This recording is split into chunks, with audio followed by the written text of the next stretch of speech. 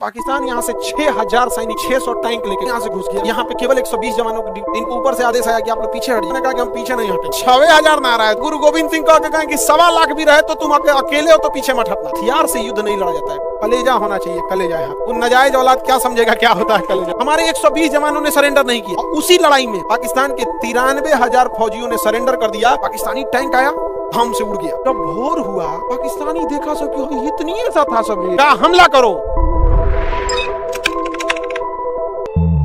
आप देखेंगे जैसलमेर के पीछे मिलेगा जोधपुर, जस्ट इसके पीछे देखिएगा जोधपुर, पोखरन और जोध, जस्ट पीछे देखिए पोखरन या जोधपुर मिला, एक मिलेगा पोखरन, अब पोखरन के पीछे मिलेगा जोधपुर, मिल गया जोधपुर। जोधपुर वायुसेना का एयरबेस है, जोधपुर वायुसेना का एयरबेस है, बहुत बड़ा एयरबेस है वायुसेना। किसके लिए रखा गया है? पाकिस्तान के लिए। किसके लिए रखा गया है? पाकिस्तानियों को जन्नत में भेजने के लिए। हाँ, जन्नत में जाएगा। बड़ी सबसे पहले ऊपर वाला पाकिस्तानियों को अलग मार मारेगा, अलग मार मारेगा। पाकिस्तान ने क्या किया था ना, 1971 की लड़ाई में पाकिस्तान ने सोचा ये जोधपुर एयरबेस को कब्जा कर, क्योंकि हमारे पास उस समय जो जहाजें थी वो रात में नहीं उड़ सकती। आज की जहाजें मशीनरों से इक्विप्ड है, उस समय रात में नहीं उड़ सकती थी जहाज। समझ में आया कि नहीं आ गया? क्योंकि रडार वगैरह उतना एडवांस नहीं हुआ करता था, आंख से देख के उड़ाना होता था, रात में कुछ नहीं समझ में आएगा। तो पाकिस्तान ने सोचा ना कि रातों रात हम क्या कर देते हैं, हमला कर देते हैं। और भारत की गलती थी, यहाँ केवल 120 जवान को तैनात किया गया था और पाकिस्तान, और वो भी बंदूक लेके, क्या लेके?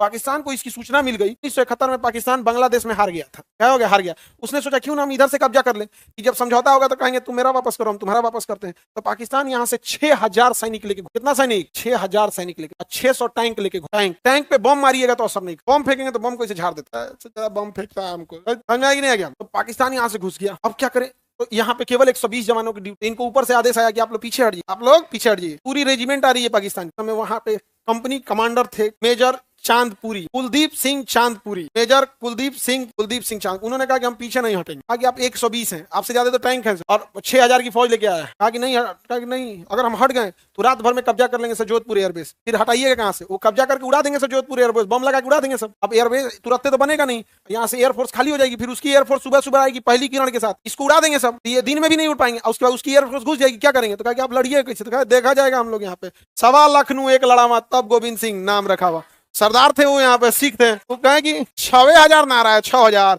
और गुरु गोविंद सिंह कह के कहें कि 1.25 लाख भी रहे तो तुम अकेले हो तो पीछे मत हटना। 1.25 लाख एक लड़ावा का मतलब होता है कि अगर 1.25 लाख की फौज है, तुम अकेले भी हो तो पीछे मत हटना है। तो कहे देखा जाएगा। उनके पास कुछ ना टैंक्स को उड़ाने के लिए माइंस, उन्होंने माइंस बिछा दिया। क्या किया? माइंस बिछा दिया अगली लाइन। और उसके बाद जो खाना खाने वाला टिफिन था ना, टिफिन लगा दिया, पूरा बालू में ढक दिया, चारों ओर से टिफिन ढक। पाकिस्तानी टैंक आया, हम से उड़ गया, चरका उड़ गया, तिसरका उड़। पाकिस्तानी डर गए। कहा सब कि ये हिंदुस्तानी माइंस बिछा के रखे हैं। सब इंजीनियरों को बुलाया, सब माइंस निकालने के। माइंस निकालते निकालते वो इतना डरपोक इंजीनियर था सब, निकालते निकालते भोर हो गया। भोर में देखा सब कि माइंस नहीं है रे, टिफिन है, खाना खाना। टिफिनों ने होता 4 लेयर वाला। कहा कि तो भोर हो गया। जब भोर हो गया तो अब 1 घंटा बचा था भोर होने में।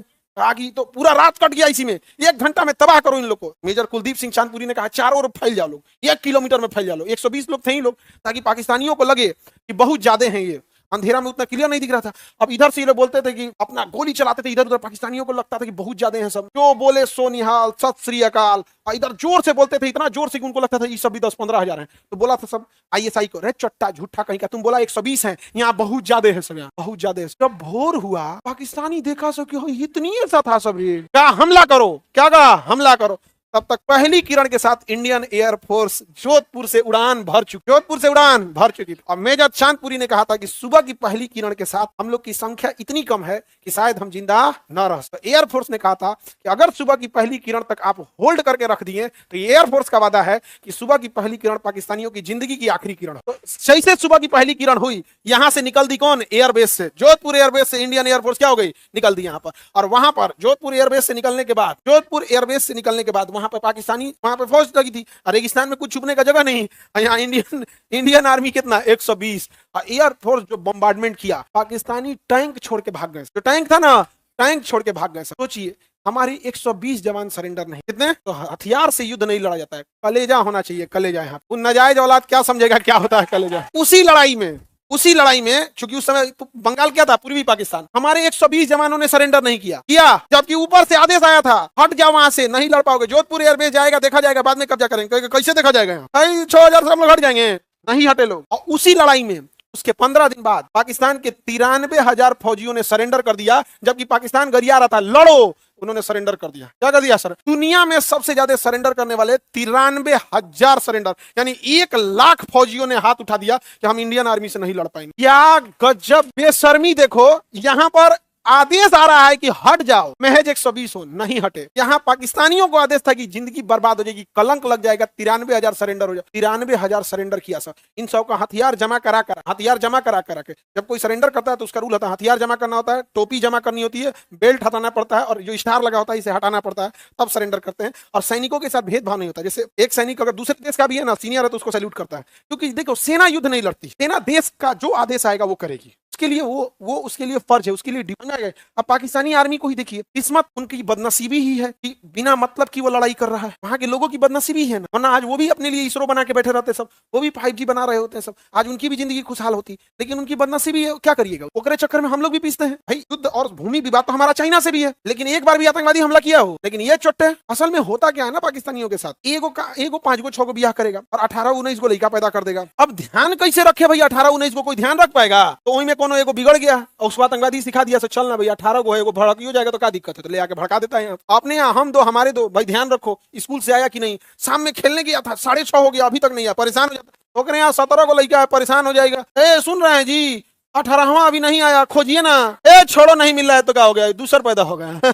बताइए। और वहां 4 गो, वहां के एक बहुत बड़े इंटेलेक्चुअल आदमी थे, उन्होंने कहा था, वो कह रहे थे, अभी हम उनका भी रखें, कभी आप लोग को वीडियो भी दिखाएंगे। कोई अगर वहां पे कोई बता रहे थे पाकिस्तानियों को, कोई विधवा है तो उससे शादी कर लो। खैर यहाँ तक तो समझ में आता है कि चलिए कोई विधवा है, कम उम्र में हो गई तो कर लो। अगर तुम विधवा से शादी कर लोगे, मैं तुम्हारी एक एक्स्ट्रा शादी कराऊंगा 16 साल। ये बदतमीजी वहां तक ठीक था। उसके बाद जो बोला ना, आप सुन के ताजुब, यदि 16 साल का नहीं मिलेगा तो 8 साल की 2 से करा दे। ये इंटेलेक्ट, अच्छा वो भीड़, हजारों की भीड़ में ये बोला गया था। पहला स्टेटमेंट से हमें कोई ऐतराज नहीं कि कोई विधवा हो गए हैं, जैसे कोरोना के टाइम पे बहुत सारे लोगों की आकस्मिक मृत्यु, ये हम सब एक्सेप्ट करते हैं। और हम भारतीय भी, स्वामी ये बंगाल के थे ईश्वर चंद्र विद्यासागर, विधवा पुनर्विवाह के लिए बहुत लड़ाई। अगर कोई 60 साल 50 साल में विधवा होते हैं तो उसके लिए पुनर्विवाह की जरूरत ही नहीं, वो करेगा भी तो खराब है। लेकिन किसी की शादी 1 साल हुई है, 2 साल होगी, उसके लिए पूरी जीवन है कि नहीं, यहाँ बड़ा पहाड़ हो जाएगा जीवन।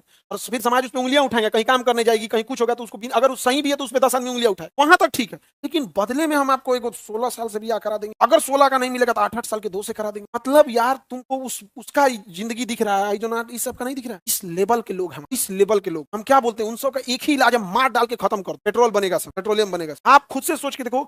और उसको बकायदा बहुत रेस्पेक्टेड इंसान है वो। जैसे भारत में बाबा रामदेव का एक वैल्यू है ना जी, भले बिजनेस में राजनीतिक बयानबाजी के साथ थोड़ा सा ऊपर नीचे राजनीतिक विचारधारा के अलग से लोग बोलते होंगे, बट एक रेस्पेक्टेड वैल्यू है ना जी भारत में। जैसे प्रेमानंद महाराज एक रेस्पेक्टेड है ना जी, एक रेस्पेक्टेड वैल्यू है।